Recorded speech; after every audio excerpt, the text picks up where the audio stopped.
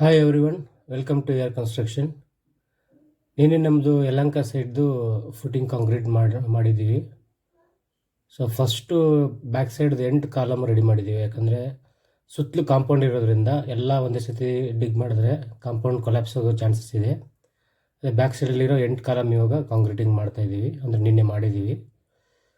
ಅದಾದಮೇಲೆ ಈಗ ಇವತ್ತು ಕಾಲಮ್ ರೈಸ್ ಮಾಡಿಕೊಂಡು, ಆಮೇಲೆ ಲಿಫ್ಟ್ ಗೋಡೆ ಎಲ್ಲ ಬರುತ್ತೆ, ಸಮ್ ಟ್ಯಾಂಕ್ ಬರುತ್ತೆ, ಅದೆಲ್ಲ ಮುಗಿಸ್ಕೊಂಡು ನೆಕ್ಸ್ಟ್ ಅದೆಲ್ಲ ಬ್ಯಾಕ್ ಫಿಲ್ಲಿಂಗ್ ಮಾಡಿಕೊಂಡು ಫರ್ದರ್ ಈ ಕಡೆಗೆ ಓಪನ್ ಮಾಡ್ಕೊತೀವಿ. ಆ ಥರ ಪ್ಲ್ಯಾನ್ ಮಾಡಿದ್ದೀವಿ. ಇದಾದಮೇಲೆ ನೆಕ್ಸ್ಟು ನಾನು ಇವತ್ತು ನಮ್ಮದು ಇನ್ನೊಂದು ಸೈಟ್ ಇದೆ ಹೊಟ್ಟೆಪ್ಪನ ಪಾಳ್ಯದಲ್ಲಿ. ಆ ಸೈಟಿಗೆ ಹೋಗಿದ್ದೀವಿ.